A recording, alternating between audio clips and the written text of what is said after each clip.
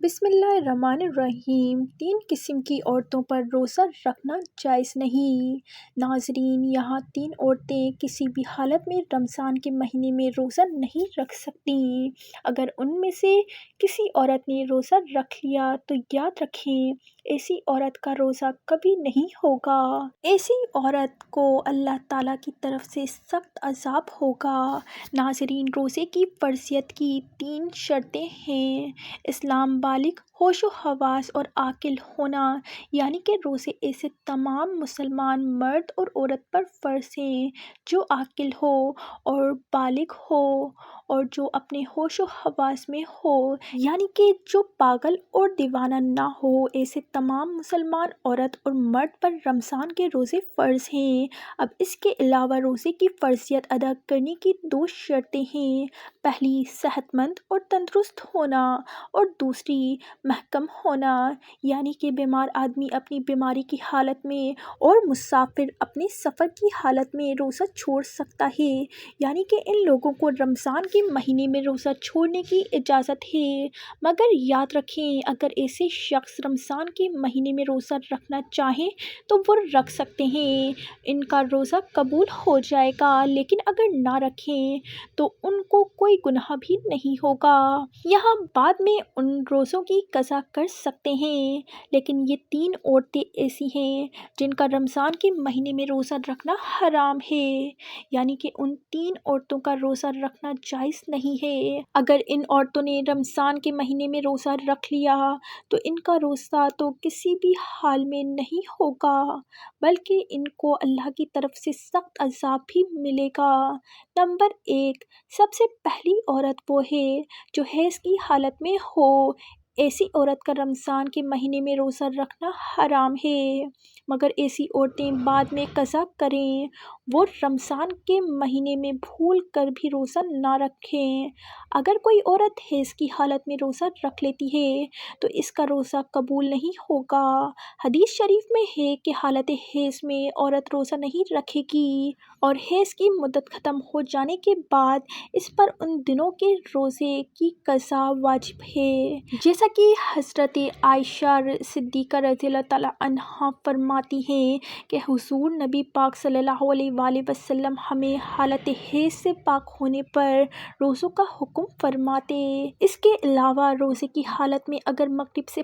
پہلے کسی بھی وقت عورت کو حیض آ جائے تو اس کی وجہ سے روزہ فاسد ہو جائے گا اور پاک ہونے کے بعد اس روزے کی قضا رکھنا لازم ہوگا۔ جو عورت حیض و نفاس کی حالت میں ہو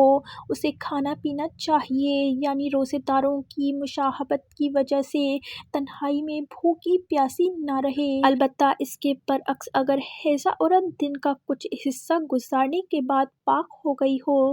تو اب دن کے بقیہ حصے میں کھانے پینے سے رکا رہنا چاہیے۔ نمبر 2، ناظرین، دوسری عورت وہ ہے جو نفاس کی حالت میں ہو۔ عورت کے لیے نفاس کے ایام میں نماز پڑھنا اور روزہ رکھنا شرعاً جائز نہیں، البتہ ان ایام کے روزوں کی قضا لازم ہے، نماز کی قضا نہیں۔ نفاس کتنے دن تک شمار ہوگا اور نماز اور روزے کی کب قضا لازم ہوگی، اس سلسلے میں تفصیل درج ذیل ہے۔ اگر کسی خاتون کے ہاں پہلی ولادت ہو اور نفاس کا خون 40 دن مکمل ہونے پر بھی بند نہ ہو تو اس صورت میں 40 دن تو نفاس کے شمار ہوں گے اور اس سے زائد ایام استحاضہ کے شمار ہوں گے۔ غسل کے بعد ان ایام کی ہر نماز کے وقت کے لیے استنجا کرنے کے بعد باوضو ہو کر نماز ادا کرنا لازم ہوگا اور استحاضہ کے دوران عورت روزہ بھی رکھے گی، اور اگر نفاس کا خون 40 دن سے بڑھ جائے اور اس عورت کے ہاں پہلی بھی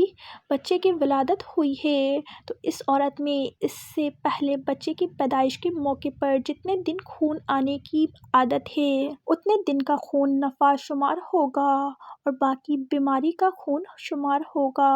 ان باقی دنوں میں رہ گئی نمازوں کی بھی قضا کرنی ہوگی اور روزے جو چھوٹ گئے ہیں وہ بھی رکھنے ہوں گے، اور اگر خون 40 دن کے اندر اندر بند ہو جاتا ہے تو وہ مکمل ایام نفاس کے شمار ہوں گے۔ ان دنوں میں روزہ نہیں رکھے گی اور نماز بھی ادا نہیں کرے گی۔ تاہم روزوں کی بات قضا کرنی ہوگی۔ نمبر 3 ناظرین، تیسری عورت ہے حاملہ۔ ناظرین، ایسی عورتوں کا رمضان کے مہینے میں روزہ رکھنا حرام تو نہیں ہے، لیکن ایسی عورتوں کو روزہ چھوڑنے کی اجازت ہے،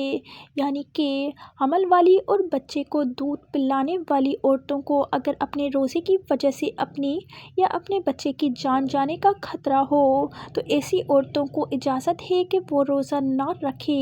اگر حاملہ عورت کو ظن غالب ہو کہ روزہ رکھنے کی صورت میں خود اس کی جان یا بچے کی جان کو خطرہ ہو سکتا ہے تو اس حالت میں عورت روزہ چھوڑ سکتی ہے اور بعد میں قضا کرنا واجب ہے، لیکن اگر شوہر مالدار ہے، کوئی دودھ پلانے والی عورت رکھ سکتا ہے تو دودھ پلانے کی وجہ سے ماں کو روزہ چھوڑنا درست نہیں، البتہ اگر وہ بچہ ایسا ہے کہ سوائے اپنی ماں کے کسی کا دودھ نہیں پیتا ہے تو ایسے وقت ماں کو روزہ رکھنا درست نہیں ہے اور بعد میں قضا کر لے۔ سیدنا انس بن مالک کعبی رضی اللہ تعالیٰ عنہ بیان کرتے ہیں کہ نبی کریم صلی اللہ علیہ وآلہ وسلم نے فرمایا، اللہ نے مسافر کو روزہ اور نماز کا نصف معاف کر دیا ہے، اسی طرح حاملہ اور دودھ پلانے والی کو بھی۔ سیدنا عبداللہ بن عمر رضی اللہ تعالیٰ عنہ سے حاملہ کے بارے میں پوچھا گیا جسے اپنے بچے کے نقصان کا خطرہ ہے، فرمایا وہ روزہ چھوڑ دے، اس کے بدلے میں ایک مسکین کو ایک مد تقریباً 9 کلو شیبان گندم دے دے۔ ناظرین، اب آپ کو بتاتے ہیں کہ ایسی کون سی عورتیں ہیں جن کو رمضان کے مہینے میں روزہ چھوڑنے کی اجازت ہے۔ نمبر 1 اگر کوئی عورت سفر کی حالت میں ہو یا بیماری کی حالت میں ہو یا پھر اپنے بڑھاپے کی وجہ سے اتنی زیادہ کمزور ہو گئی ہو تو اگر اس نے روزہ رکھ لیا تو اس کی جان جانے کا خطرہ ہو سکتا ہے تو ایسی عورتوں کے لیے روزہ چھوڑنے کی اجازت ہے، مگر ایسی عورت کو چاہیے کہ اگر وہ بعد میں صحت مند اور تندرست ہو جائے تو وہ ان روزوں کی قضا کرے، اگر بعد میں وہ پھر دوبارہ صحت مند نہ ہو سکی تو اسے چاہیے کہ وہ ان روزوں کا کفارہ ادا کرے، اور کفارہ یہ ہے کہ ہر ایک روزے کے بدلے میں کسی مسکین کو 2 وقت پیٹ بھر کر کھانا کھلایا جائے۔ نمبر 2 اگر کسی عورت کو روزے کی حالت میں سانپ نے ڈس لیا ہو، اس کی جان جانے کا خطرہ بن گیا ہو تو ایسی عورتوں کو بھی حکم ہے کہ وہ اپنے اس روزے کو توڑ سکتی ہے، اس کو کوئی گناہ نہیں ہوگا، لیکن بعد میں جب وہ صحیح ہو جائے تو اس روزے کی قضا کرے۔ نمبر 3 عورت حیض سے پورے 10 دن اور 10 رات میں فارغ ہو گئی،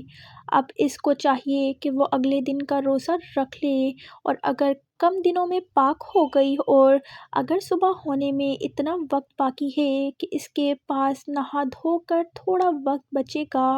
تو اس کو چاہیے کہ وہ روزہ رکھ لے۔ دین اسلام نے دنیا کے ہر خطے میں رہنے والے عاقل، بالغ اور مسلمان مرد اور عورت پر ماہ رمضان کے روزے فرض کیے ہیں۔ قرآن حکیم میں ارشاد ہوتا ہے، رمضان کا مہینہ وہ ہے جس میں قرآن اتارا گیا ہے، جو لوگوں کے لیے ہدایت ہے اور جس میں رہنمائی کرنے والی اور حق اور باطل میں امتیاز کرنے والی واضح نشانیاں ہیں، بس تم میں سے